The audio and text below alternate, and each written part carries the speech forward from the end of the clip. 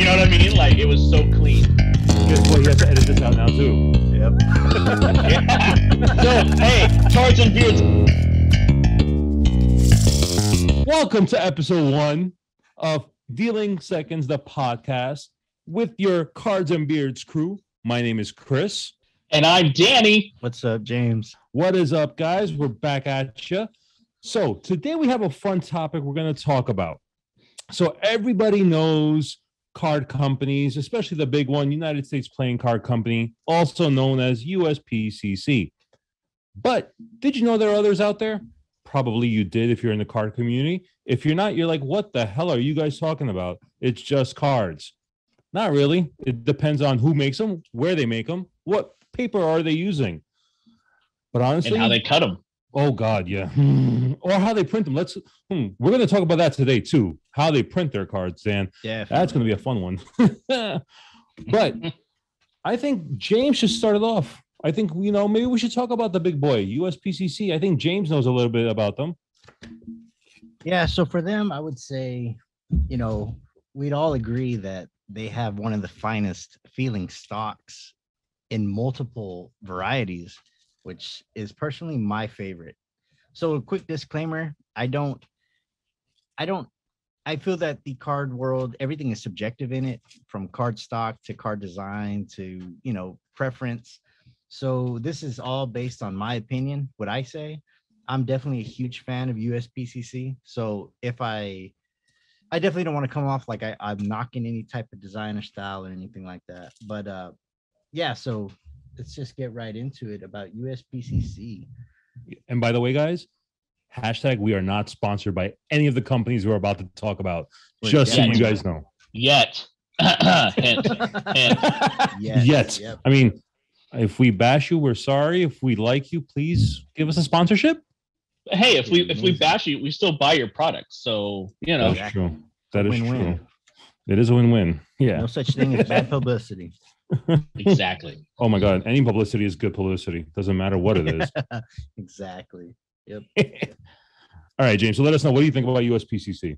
So, I mean, that's the main card brand I've handled and I collect.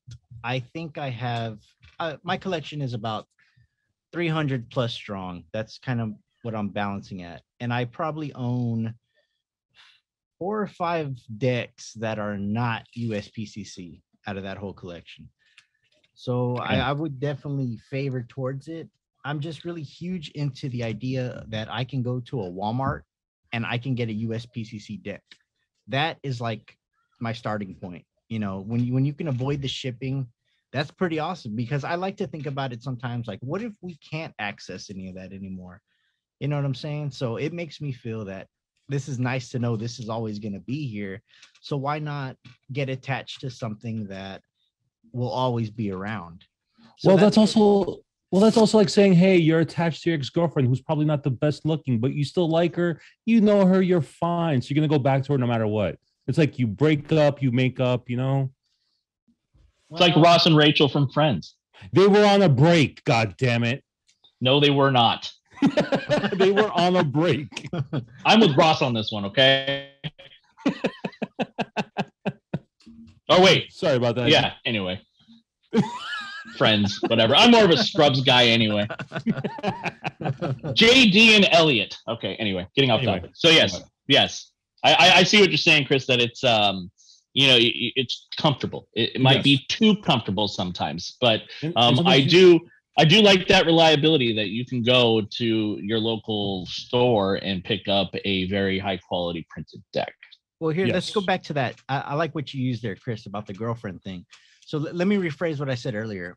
I have about 300 plus girlfriends hanging around in my walls, and I'm going to go ahead and say that they've all been winners so far. So just to make my point a little clearer. Oh man. Just to make my point, your point, kind of we're going to say that's definitely the brand I stuck to. You really did stick on them, right? Definitely. I'm just saying. They are stuck. That's what she said. Wow. All right then. We're right into it. We're getting right into this one. Oh yeah. Yep. No, but I get you, James. I'm like, it's reliable. It's always there for you no matter what. That, like you said, you can go anywhere. You go to a pharmacy, you can go to Walmart. You can always trust that you're gonna get a bicycle deck, and you know what you're getting involved in, especially whether you're a cardist, a magician, a card mechanic, so to speak, just a card handler.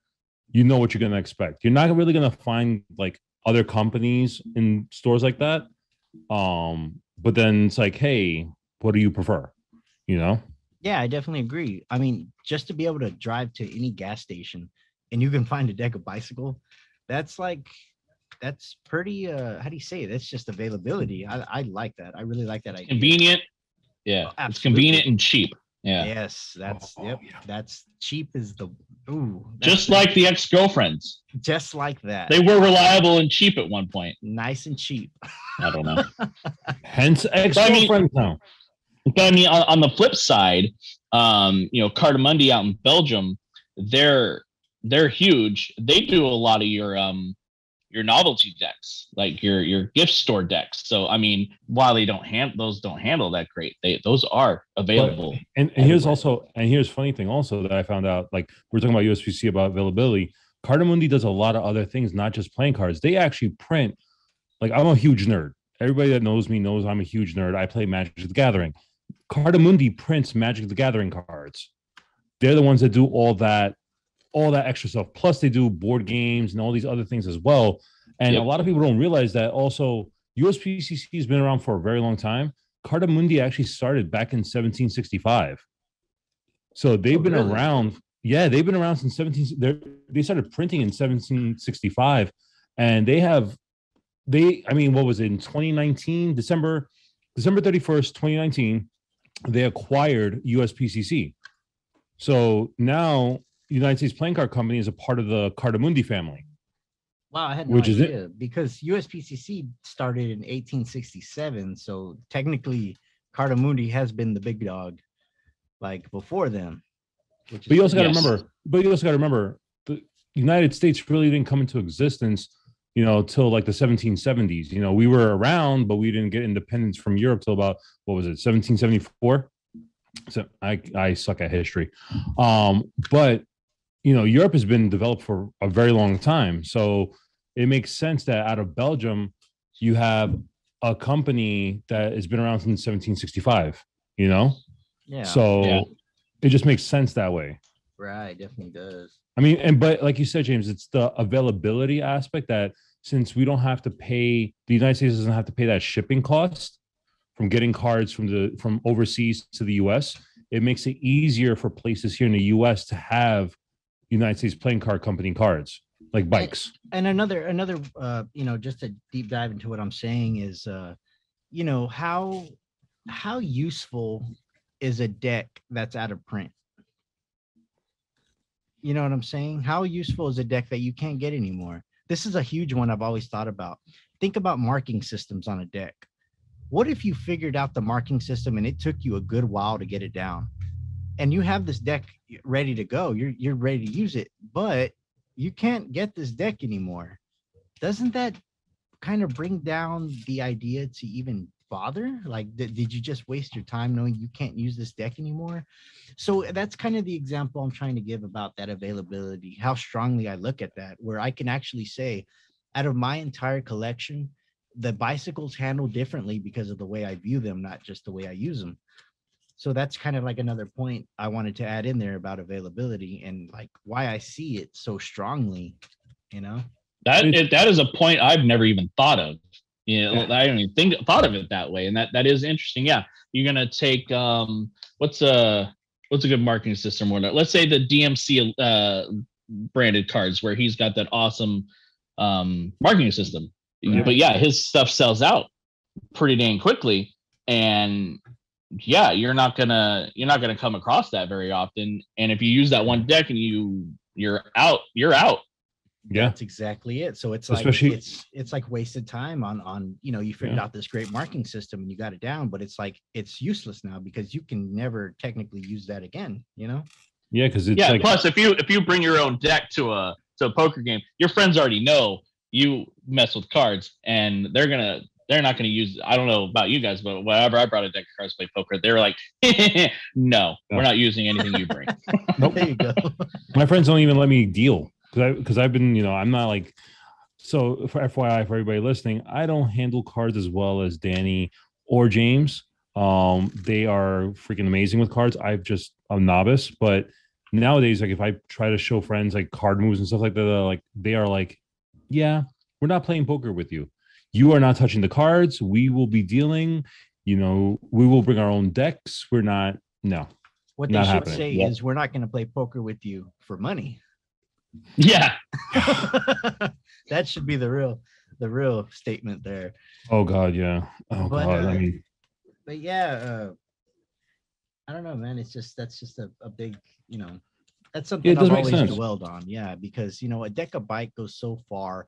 When you think about, it's just how strongly that deck is when you see, shows like Fool Us and all these up there high, really known magicians, and they use a deck of red or blue bikes.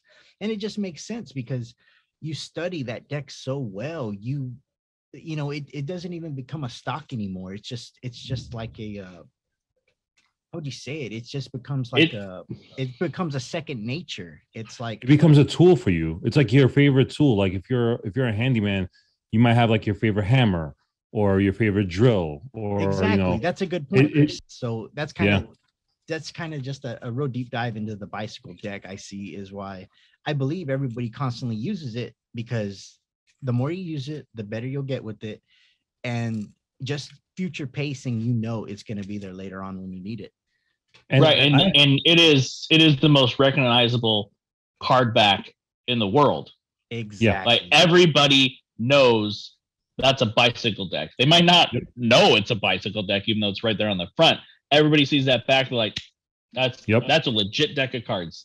And I was actually and movies too. What deck do you see in movies? I mean, I was just watching Stand By Me, and they're playing with blue bikes. Like, you know what I mean? It's just it's universal. That is. I see bikes, and you see tally hos every now and then. But yeah, you are right. Bikes is the go-to standard. I was actually just thinking about this. James was saying, like if you're a magician or somebody and you've learned a marking system, usually and this leads on to the price point. Like some people, to buy like a really nice marked deck, let's say like the DMCs, you're paying like $15 a deck, for that kind of deck. But then it's like like you said, Dan, it's limited. So you either are going to buy 2 bricks or more. If you're a magician or a cardist, especially a magician, and you're always using your cards, you're going to be shelling out hundreds of dollars on bricks of cards that you're going to go through in no time if you're constantly using them. So, maybe not having a marking system, but having the reliability and the availability of bikes is more convenient then. And like, for example, one of my favorite card handlers of all time, and I think you guys would agree, Richard Turner. He goes straight to bees. Yeah. Yep. That's his card of choice. He prefers bees, and he buys them. If you ever watched the documentary on him, he buys them by the gross. He goes through bees like there's no tomorrow. I remember he said in one of his interviews that he'll poop out a deck of cards in a couple hours or in a few hours.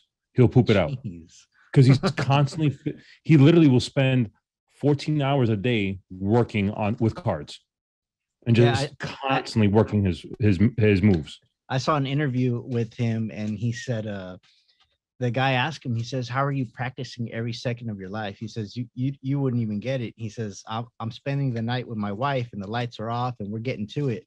And all you hear, and then he shows himself doing the one-handed shuffle, and he's all, that's all you hear in the dark. Yep. Like that. I remember that. You share this? That's all you hear. Yep. Nothing but dedication and passion. Yep. I mean, if he's using them, and of course, if nobody knows, if somebody's listening to this and doesn't know who Richard Turner is, after you listen to our podcast, go Google Richard Turner. You will see what we're and just enjoy what he does. And when he says how he does stuff, you will be flabbergasted, and your jaw will drop. And that's another good point there too, because the B deck is, I would say it would be the bicycle deck for availability, and then the B deck is right there next to it. Even though you can't exactly get it in stores that I've seen, I I mean, it's still that one deck that you have to get it online occasionally, but it will not sell out. That is just a traditional deck, to be used. So it makes sense why, Richard Turner chose that deck. That's more of the casinos use the B, don't they? More times than not, yeah. Because they're borderless, right? Right. Yeah. Yep. And that would make sense. That would make sense why Richard Turner would make that his go-to, because a lot of his stuff is table work. Oh yeah. All gambling flights. Exactly. Yeah. And without borders, it's just easier to manipulate, and it just looks seamless. Now I'm hungry. No, but I think USPCC has a lot of, there's pluses and minuses, I think, with the company. I don't know about you guys. I think one major minus with the company, especially in the custom card world, is their registration and their printing. Right. I think for a big company like USPCC to have so much money and be able to produce so many cards and do custom cards, it's kind of a shame that their registration is so off on their custom printing, because of course their bikes are always on point. There's no fault in their registration on their bikes at all that I've seen. And I've handled even their colored bikes, the rider backs. There's no registration problem. But custom decks, next thing you know, the registration's off, and next thing you know, it's like half the card is missing because they printed the sheets wrong. So my question is, I wonder is it possible that they're biting off more than they can chew? Is that part of the issue why things are being pushed out too quickly?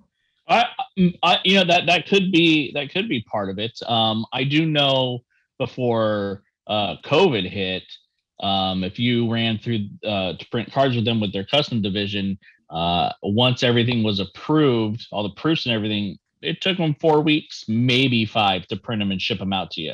Once COVID hit, that timeline almost doubled, maybe more.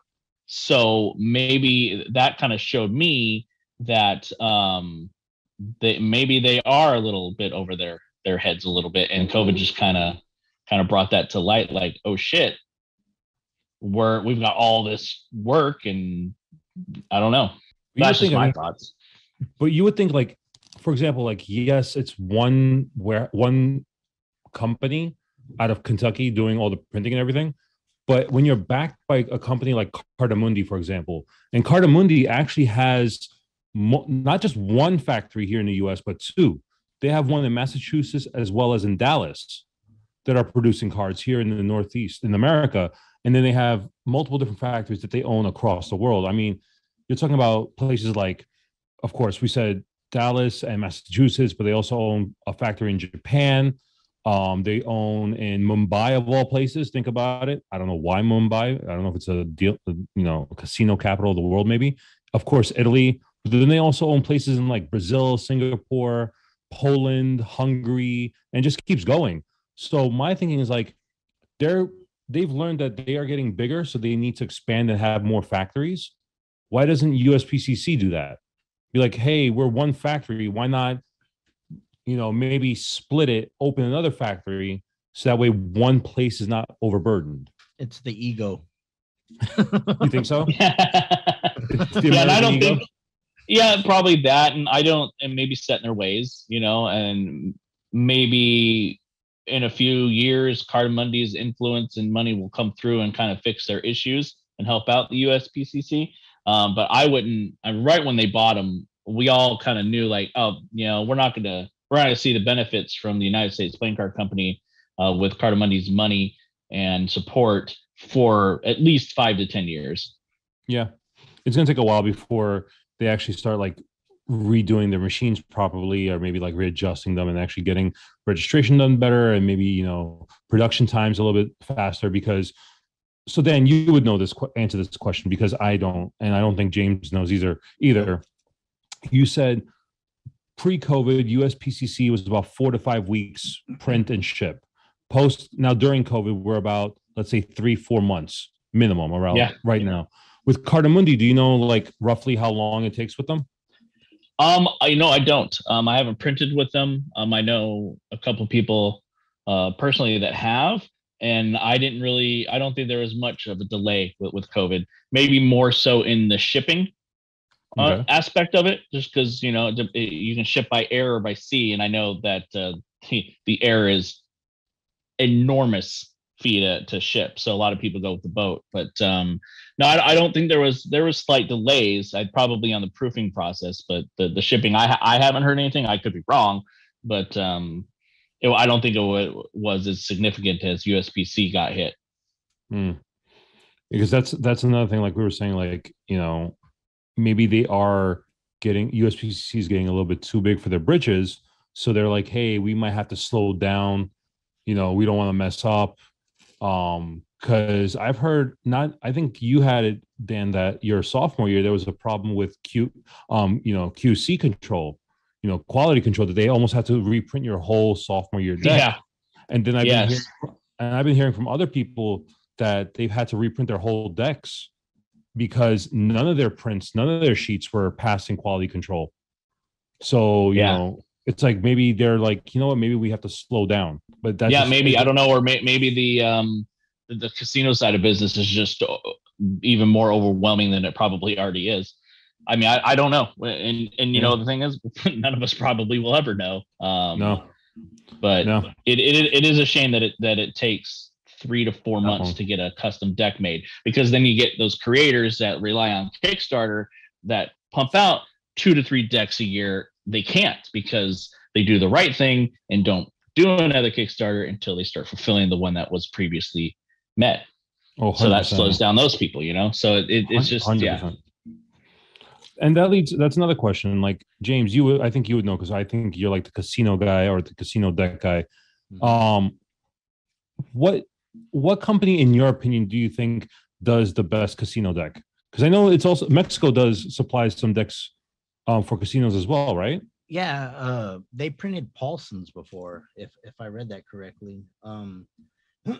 There was another one. The brand is Jamaco. I think I'm saying that right. Jamaco. I have no idea. They are. I've heard they're like next in line for casino decks, next to USPCC. Not quite there yet, but I mean, they handle good. I've never used them personally, but yeah. So I mean, it really comes back to USPCC. I mean, I don't know what kind of chemical X they got pouring, but it's working. I mean, they have a formula down. They do have a really good air cushion finish, though, I must say. They're the Coca-Cola of this shit, Yeah. They have the secret recipe that nobody really knows. So this is true. But I've always been curious too about, okay, we're talking about, how come things aren't really flowing the way it should be? And I'm really curious, because I used to run a CNC machine, and I understand what it takes you have to maintain the machine while working it, which is really difficult. So I'm really curious if because I'm sure they have the money to buy a new one, but do they have the time to set it up and recalibrate it while these other orders are coming in? So that's why I'm really curious to why is this part of the issue of, maybe the machines, it's got to be old, dude. It's got to be, you know what I mean? They're pumping that thing out every day. So, I mean, you know what I'm saying? Like, I'm really curious if that's a part of it. Back to, biting off more than they can chew, is that they don't have time to maybe get a new machine or work with what they have now and do maintenance towards it or what? Because I mean, what's the honest issue? It mainly is the registration, from what we know, right? That's pretty much the one thing every creator always says they love the handle of USPCC, but they just hate the registration of USPCC, especially those that do like really intricate back designs that like, especially like borderless back designs that need to like hit a specific spot. And USPCC has like that.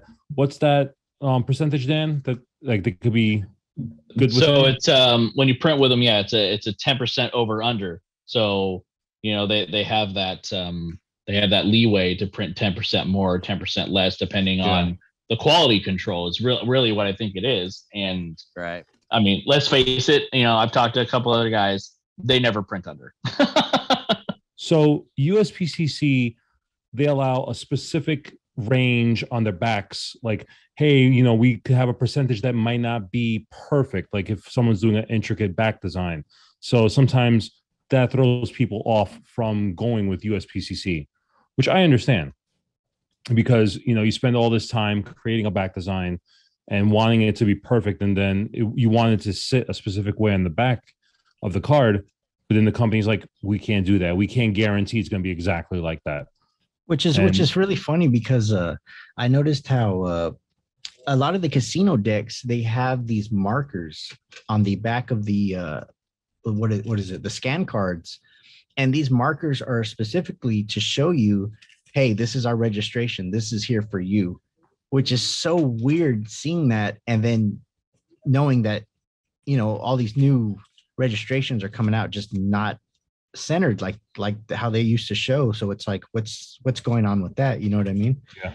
It almost makes you think like, should they just include that as a 57th card in every deck from now on, saying, hey, we did a good job? Well, yeah, maybe, and I don't know, but maybe they use a completely different printer and printing process for their casino decks than everybody else, because you got to know the casino is probably they're just milking that cow. That's where their fucking bread and butter is those casinos. Yeah. How many? Then you get me, Joe Schmo, coming in going, hey, can I print 1,000 decks with you? They're not going to give me the same courtesy as fucking the Bellagio in Vegas. You know what I mean? No, the Bellagio is getting millions of decks, whereas you're getting 1,000. They're like, yeah, we're not going to give you the same quality. But that also leads to like, hey, now there are creators now saying, you know what? Let's explore different card companies, different printing companies like Cartamundi, because everybody knows Cartamundi, but they're like, hey, we should start using them because one, I think I've seen a lot of their registrations been better than USPCC. I think a lot of people love their registration. The handling is great. I agree. I personally, because right now they have their B9, their traditional, their True Linen B9 and their B9 Slimline stock. Most people are going to that slimline stock.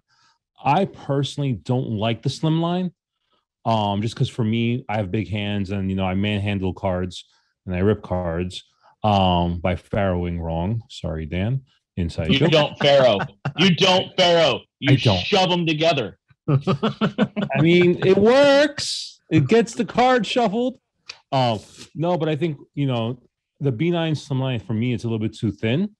But I do like their original B9 stock, their True Linen B9 stock, the old school B9 from Cartamundi. I thought is a great handling deck. I thought it's a thicker stock. I don't think it's crushed. I just think it handles so much better, especially for me. But I don't know about I agree with you on that, Chris, because you sent me one of these and I'm holding it right now. And it feels, man, it reminds me of a bicycle deck. Like it's pretty on point to it. But you can feel, and I told you this before too. I don't know why, it's just a little pet peeve of mine, but I look at those little lines that are in, what is it, the cushion or the air cushion or whatever. Yeah, it drives me nuts seeing those little lines. So I try not to look at the deck too much. Yeah, and then so you look at the Cartamundi, the registration's pretty dang good, right? But then they dive into the cold foil and the foiling, the hot foil. They've really kind of embraced that trend that the custom playing card world is doing, is foil. So you look there, because you used to before people would usually look at Cartamundi, they'd look at Expert Playing Card Company, right? In what, Taiwan? Is that where they are? Yes, they're in Taiwan. Okay, so their registration is damn near perfect. Okay, and they can do foil so good, but their cards smell like shit, and their cards are thick, man. And there's nothing wrong with a thick card. You know what I mean? What she said. But today's generation doesn't want to break in a deck for 2 weeks. Yeah. To then be able to play with it like you normally would. You usually just want to rip it out, play with it right away, and put it away. You don't want to beat on it for fucking 2 weeks, So, Dan, sounds like you have a lot of personal issues with this that we might want to talk about. No. Because anyway, innuendo. So now, too good. Jesus, guys. Hey, you walked in, so you walked into that one. Yes, I did. I think now Card Money's kind of stealing the foil business from Expert because Card Money already has the cards that handle way better. Yeah, so I think you're right. I think you're right, Dan. I think they're really taking what Expert's doing and they're like, hey, let's do what Expert does, but now let's add in the fact that we are handling better. And people are wanting our cards because they feel so good right out the box. Right, and then also I think I do like Expert. I think Expert's turnaround time is garbage now, right? Yeah, they're complete garbage. Complete garbage turnaround. I mean, we all know Jet Setter playing cards, and Paul, who's awesome. I mean, he did his the orange and silver Jetway last year in 2021, and we are not. It was supposed to be delivered in October, November, and now we're in February, and it's still, they're about to start shipping. He's about to start fulfilling because it took forever for him to get his cards. Yeah, his campaign funded on July 4th of 2021. Yeah. So and he's now just about to maybe get the card soon. Like that's a little ridiculous. That turnaround time, I would never use Expert again. No offense to you, Expert, if you're listening, which you're probably not, but I would not use them again. And funny enough, their headquarters are here in New York. Yeah. And then, with another creator that used to use Expert all the time, Jackson Robinson with King's Wild. Now, I don't think he really uses them as much anymore because the fucking turnaround time, even for a heavy hitter like him, it's like, come on, Yeah.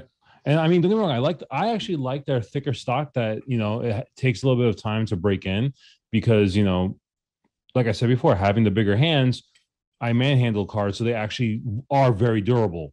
They are extremely durable cards that will last you almost for forever. You can use those cards every day and they will still be just smooth as hell a year from now. And that's why I have Jet Setters, because I have that one deck that I know that 3 months from now it's still gonna be there and reliable. Be there. Yeah. But then there are other companies now that people are using, for example, I've been hearing a lot of good things out of Legends. Legends is doing some awesome stuff. They're in Hong Kong. They're doing some cool stuff. I also been hearing. And real quick thing on Legends, the thing that I liked was the fact of exploring other card stocks and other card companies, but who's going to take that step? Who has some heavyweight in the community? In the card community, who's going to take that first step to use Legends for a serious project? And Fontaine came through, and it was because of COVID, right? Yeah, because of the turnaround times. They needed a turnaround time. They wanted to do those hollow Fontaines. They needed to do a quick turnaround, and Legends was able to pull through.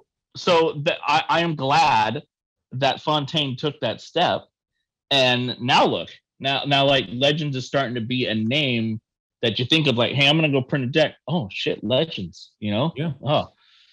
So. And actually, believe it or not, I was actually reading up on Legends. They're really interesting because let's say you're a creator who has an idea but doesn't really have the artistic talent to put it on paper or on a digital image.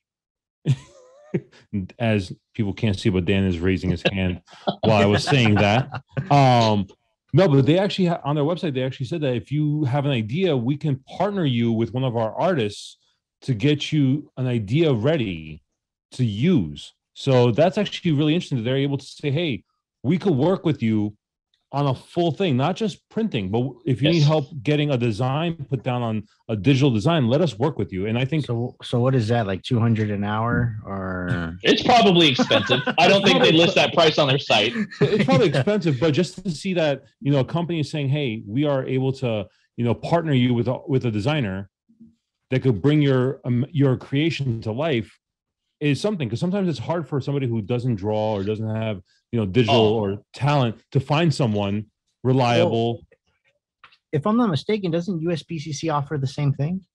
They do, and so does Card Monday. But I think just from the outside looking in, I would think dealing with those guys, one, it's going to be crazy expensive, and two, you probably don't get that one-on-one that you would get from a Legends or I think there's another company out there that does it too. I think Kingstar, right? Oh Yeah, I yeah, think yeah. Kingstar does it. Yeah. Yeah, so I don't think you'll get that one-on-one experience like you would with a smaller company and probably pay 5 times as much. Yeah, this is true. And side notes, since we're talking about that, if you're out there listening, do get to know your Illustrator and Photoshop, because as someone who creates cards who's very shitty at that stuff, trying to find someone to work with me, it was very difficult. So if you can learn to do that, you will always find work in this community. It's like a band. Be a drummer, because you will never be out of a job. That is true.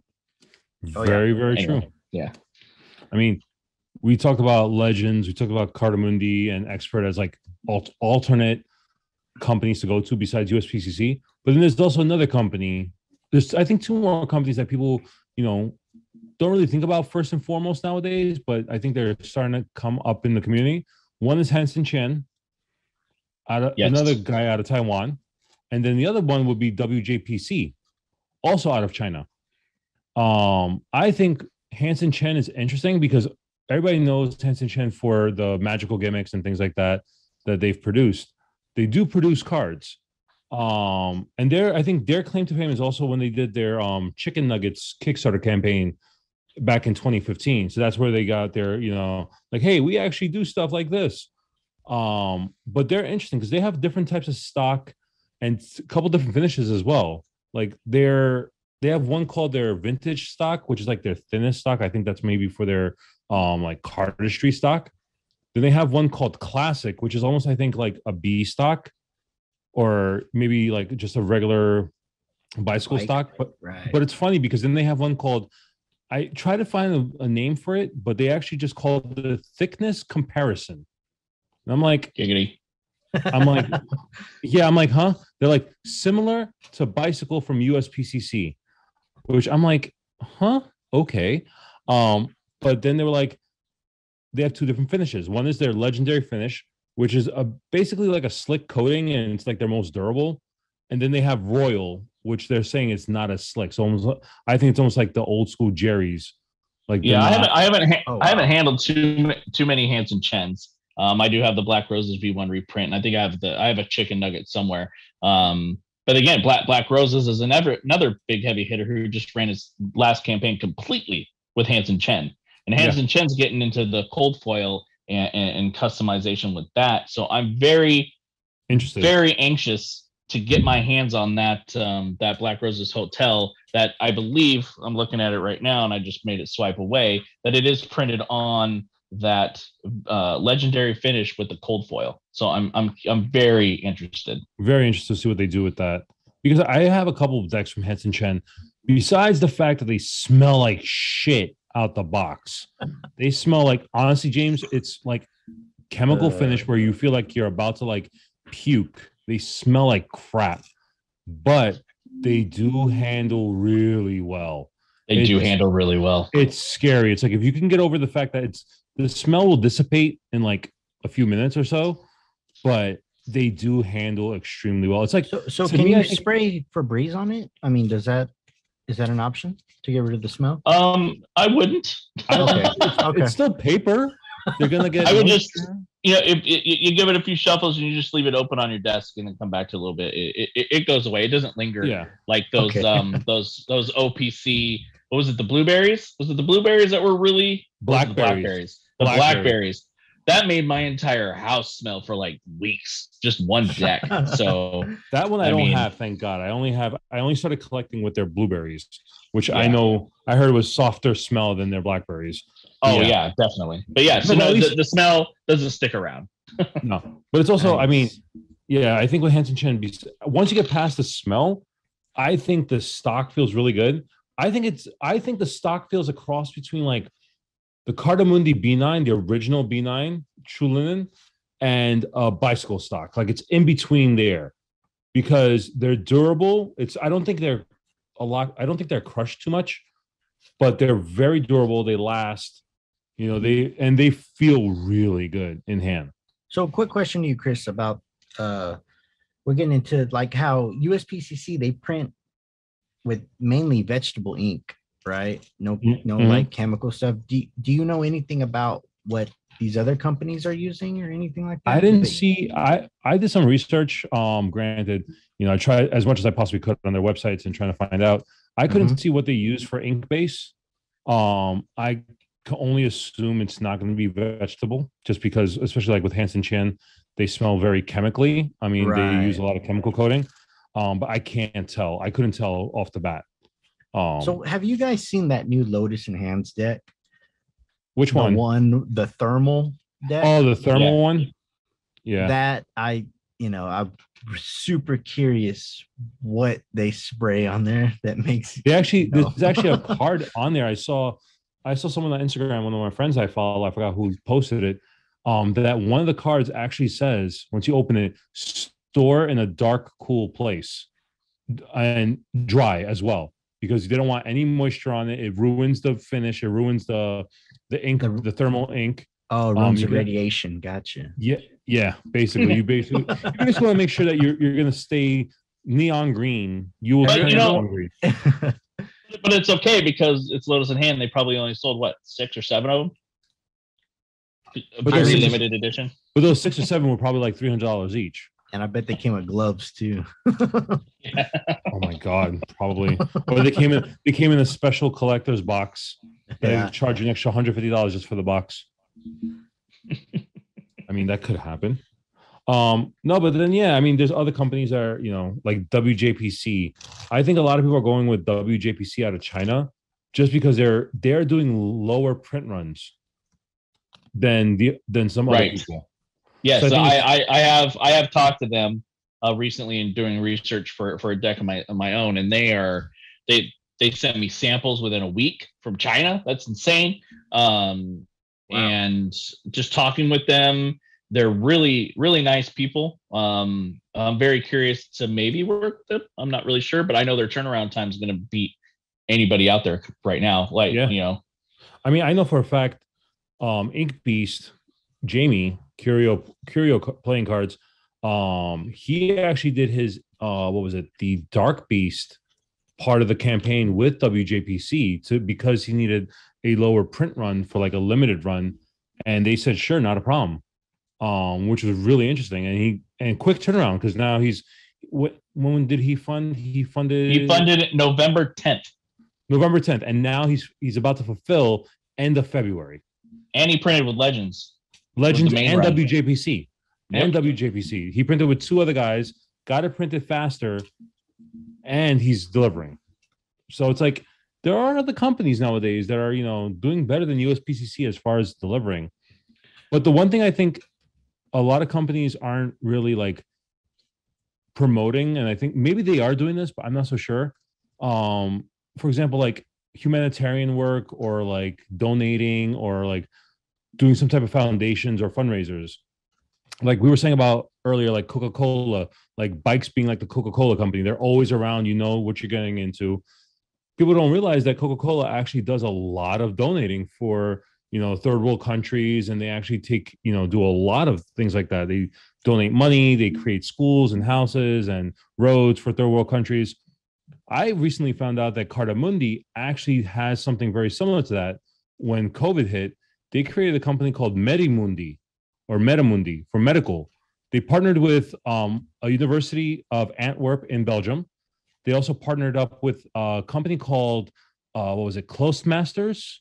Clostermans is a machine company, a machine manufacturer, and then they have a private investor. So what they did was they created a company where they were able to create and properly produce medical masks, like almost like N95 masks for Europe. Wow. For all the first responders, anybody that needed, and they did it on a high production line. They were able to efficiently do it. So I'm like, wow, a company that said, hey, there's a global pandemic. We're having money coming in because people are still doing playing cards, but let's do something socially and a global positive impact. That is very interesting. I didn't even hear about that. I've never heard about that one. I didn't know about that until I went on their website, and all of a sudden I was like, wait, what is this? And what does And what did we do here in America? Our beer company stepped up to make hand sanitizer, and that's the best we can do. Yeah, like sanitizer versus masks. We need the alcohol more during a pandemic than not. You know what I mean? Oh no, it's mental health. Alcohol helps mental health. It's 100% true. It is 100% true. You know what I just realized, guys? I just realized something. We didn't do our deck check. We talked all this time. We're talking about cards the whole time, and probably our listeners are hearing us shuffle and do everything I butcher with cards, but we haven't said what we're using. Well, since I brought it up, I might as well say it. I'm actually using the Mono X Chroma from Wadey, printed by USPCC. Yes, it is a USPCC deck. Nice. What about you guys? What do you got, James? Oh, right now I'm using this is the Aristocrat banknote deck. That's what I'm using currently. I'm shocked you're not using a bicycle since we just talked about them forever. Or a B deck. I hate those decks, honestly. I am using OPC organic playing cards. The peelers before with the metallic blue back. Very nice. Hey, let's check the registration real quick here. Not bad. Not bad at all. I wonder if that has to do with the metallic printing. I don't know. Maybe. Same with the Mono X. Not bad at all. Yep. Excuse you, James. So I think the moral of the story here is that bicycles are your ex-girlfriend, and they are reliable, and James has 300 of them hidden in his house. But don't forget the Cardamundis and the legends out there in the world. He likes to play with every one of them. He fondles every one of them every now and then. Fingers through them every now and then. Hey now. I mean, people didn't realize we're not PG whatsoever here. Nope. I don't think this is at all. PG. No, this is never going to be a PG podcast. But whatever, this is who we are. We are the Cards and Beards crew. Yeah. Guys, well, I think that was a great podcast. I think that was actually. Hold up. I got one last question before we wind this down for this episode here. After all the talk, what company would you like to have a deck printed with? If you could print your deck right now and you can't use the United States Playing Card Company, I'd do it myself at home. He's gonna be like, screw it, Zazzle. After all these turnaround times, and I'll just print it at home myself. He just said Zazzle. Have you ever handled a Zazzle deck? I printed with them. Oh man, they're so bad, but they're great to look. You get a perfect registration of your card back, and it's a cheap way to see what it looks like in person. Yep. Now my question to you then is: am I printing one deck, or am I printing like 1,000 deck print run? You're printing 1,000. I'm saying, Chris, 1,000 decks. Here's the money. Go print your deck. Go anywhere but the United States Playing Card Company. Where would you go? NPC. No, I would actually go. I'll go Hansen Chin. Just because of the card stock that I like. I think honestly, because the smell. I could get over the smell. I can actually get over the smell. It's just the fact that they feel a little thicker than like bike, but they're not expert. They're not expert thick. So they're right that perfect thickness. They're not Cardamundi. I like the original Cardamundi B9. So because they don't do the B9 anymore, they do the slim line. I can't do Cardamundi. And if we can't do USPCC, I will go with Hansen Chin just because of the card stock. Very interesting. What about you, James? Oh, this is a loaded question for James. We know James. I know it is. This is like saying right now he has one kid. We're like, James, do you want your kid to have breakfast? Or do you want your kid to wait for dinner? Like, which meal you want him to eat, actually? That's a weird question, Chris. I know that was a weird analogy. I'm sorry. I'm so lost. I'm so lost myself. Shit. You're good. Let me answer that question real quick. Okay, so if I had to seriously choose one, damn. You know what? I'm gonna go with NPC. I would go with NPC. I would print 1,000 prototypes. Hey, but if you print 1,000 with NPC, then you get access to their better stock. Right. I think they have a crushed, right? They have something like that. I believe so. Oh, it's a light air finish or something like that. Yes. But yeah, you get access to their better stock. Yeah. Yeah. And better turnaround times. Yeah. Yeah. Yep. That's for sure. What would I print with? Let me answer my own question. Yeah, we got to hear from you because you've only printed with USPCC. Right. I would 100% print with Hanson Chen. Hint. Is this a little sneak peek to junior year? Wink, wink. Hint, hint. Nudge, nudge. Well, I can confidently say for my junior year deck when I release it later on in Kickstarter in the summer that it will not be with the United States Playing Card Company. I can guarantee that. Wow. Exciting. This is gonna be interesting. I mean, I just don't want to wait 6 months to get a deck. That's all. That's true. That's true. You know, hell, it might go Legends. You don't know. Hey, you never know. You never know. I mean, this whole podcast we were just saying there's so many different people to print with. Why not take a chance and try with somebody else? Because because the other benefit of using those other companies is they can print their own custom tucks. You don't have to use the third party. True. Ooh. True. That's a whole nother fucking deal. But I know one company I would never print with because their card stock is crap. Oath. Lautrec. Oh, hey, whoa, hey, calm down. Calm down. Hey, I will say this. Fired. I will say this. Lautrec, amazing designer. His intricate work is insane. Even on the cards, the intricacy that he's able to print is insane. Handling sucks. By far. Man. His handling. This is Chris talking. I will say it. We lost all the Lautrec fans. Sorry. No, but honestly, I think his cards are beautiful. They're so damn intricate, and they are an art piece. Don't get me wrong; they are an art piece. But at the end of the day, I always have a feeling like I always had the thought that cards are meant to be used because what we said, they are a tool. At the end of the day, the cards are like our tools. Use them. The way he prints is more of an art piece gallery. Like it's beautiful to look at, you never touch. And I just don't like the way his card stock feels. And that's just me personally. But I think it's beautiful. I've never touched a deck of his, and I never will. It's just not my cup of tea. Nothing wrong, nothing against him. That's just not where my I'm just saying it's just my personal thing. That's just my thing. Well, all right. That was fun. So everybody who's listening, if you're still with us, please like, follow, comment. Let us know what you think. Follow us on all our social medias. You know, you can find us at Cards and Beards on Instagram. We also have our own personal Instagrams if you want to follow us also. I am Big Guy Decked Out. Danny, you are? Dan.yul.son. Yes, sir. It says Danielson. Tits up. And James, where can everybody find you at? Oh, Rotting Hands on Instagram. You can find me there. Wicked Pips Manifested. That is my design, whatever. But yeah. So do us a favor. If you made it this far, DM us on the Cards and Beards Instagram account. Just DM us your favorite cardstock, and you may be entered in a giveaway.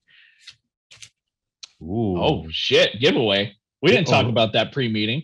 Damn it, James, you just throwing it at us, huh? Hell yeah. James like, screw it. I'm just taking this one. Executive decision right here. Yeah, yep. Boom. Done. Stamped. Done. And don't forget to follow us on YouTube also. Yes. Somebody just dropped a kick-ass tutorial for one of the best passes, the spread pass. Fuck yeah. And if you haven't heard, it was James. Yeah, it was me. Yeah, go check it out. It was James. He took a break from his 300 girlfriends in his wall. Hey, he took a break from fingering all his 300 girlfriends. Whoa! Whoa! On that note, thank you for listening. Hope you enjoyed, and we'll catch you next time. Later, guys. Everyone.